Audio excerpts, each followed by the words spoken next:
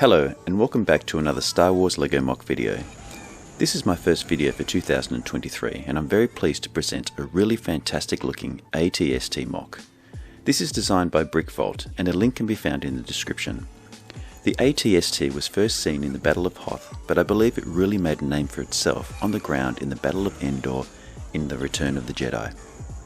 I decided to incorporate the model into a diorama and I will explain why later in the video. The diorama is based on Pixel Dan's Endor Speeder Chase, which I've also linked below.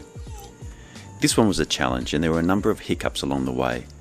It was really tough building this one as a time-lapse and I had to change the sequence of the instructions quite a bit to achieve this result. But I hope you enjoy it.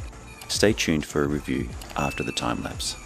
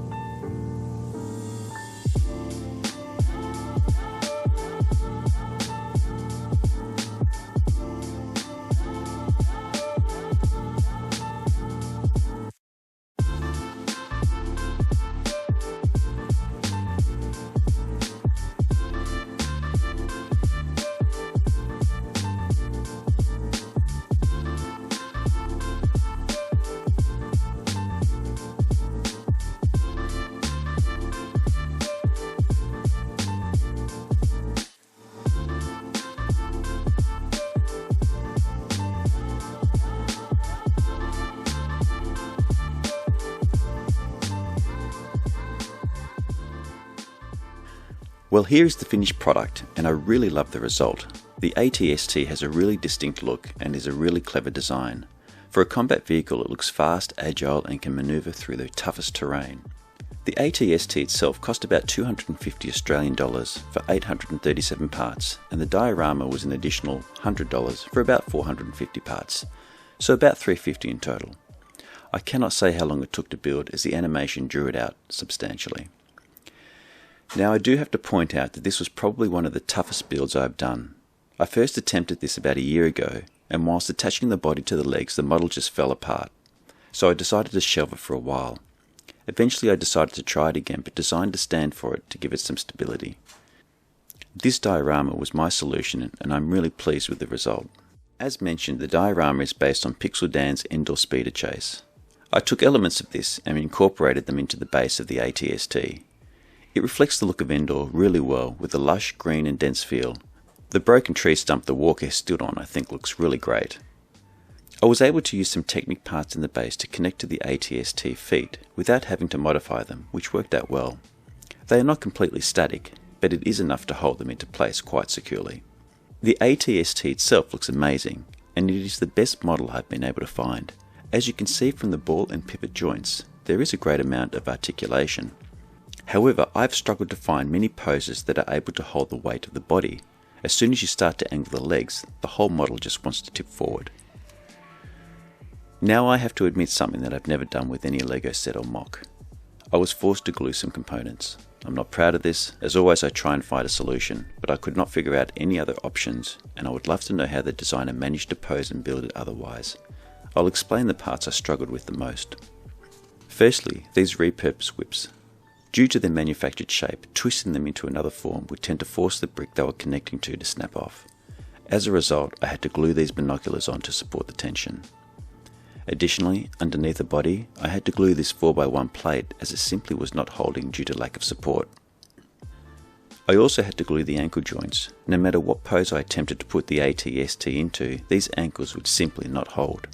I tried to fix them more tightly, but in the end I had no choice but to commit to this position and glue them. Without this, the model would simply not be standing. So with these points out of the way, let's get on with the review. Well, I will say immediately that this model is simply not playable.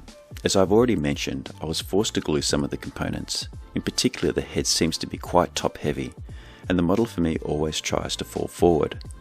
There was not a single position I could pose this in that the ankles here would hold. The model would always pivot here and the pipes would slip out, hence I was forced to glue them into place.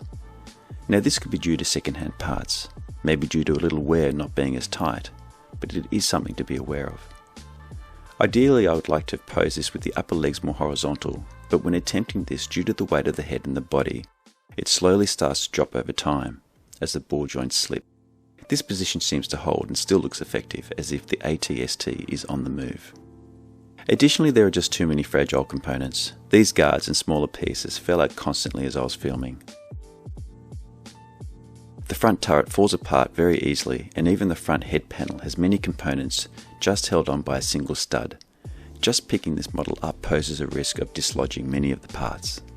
So definitely not a playable model, but I still think it's worth the build for display as it looks fantastic. As far as accuracy goes, the attention to detail in this model is quite remarkable. It does come with some caveats which I've already mentioned in terms of stability. Starting from the feet, the overall shape is reflected well. The ankle, lower and upper legs are detailed and scaled really accurately. You have this piping on the upper legs and these protective guards are really well represented. All in all, the legs look fantastic. On the body, these hoses, as difficult as they were to secure, look spot on. Around the back, these components are all reflected with great precision. The head is also amazing. For the neck, there is a really great use of rubber tires turned inside out. The shape of the head is surprisingly accurate, displaying the angles and even the layering here on the sides.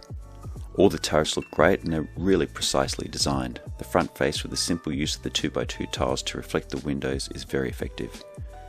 The pipework on the top panel and the head is clever and indicates a hatch and other detailing. I originally thought this panel would open as there are a number of hinges here, but they are used for texture rather than function. Nonetheless, it is easy enough to remove and view the interior. Two pilots fit comfortably with some control panels. The rear of the head looks great and clearly shows the two vents and some nice panelling. So as far as accuracy goes, and for this scale I really think this is amazing and the best I've been able to find. There are some other great examples out there, but for me this is the most accurate. In conclusion, even with the many difficulties I had building and posing this model, I'm still really glad I pushed through and completed it. The end result is a model I'm really proud to display and add to my collection. All the parts are available locally, and for the price I think it is great value. I hope you enjoyed this video. I've included a link to the MOCs in the description. If you're new to MOCs and want to get into them, I have a couple of videos that introduce you to this wonderful hobby. Stay tuned for more MOC time lapses and reviews soon. Thanks for watching. Please like and subscribe if you enjoyed the video. Bye for now.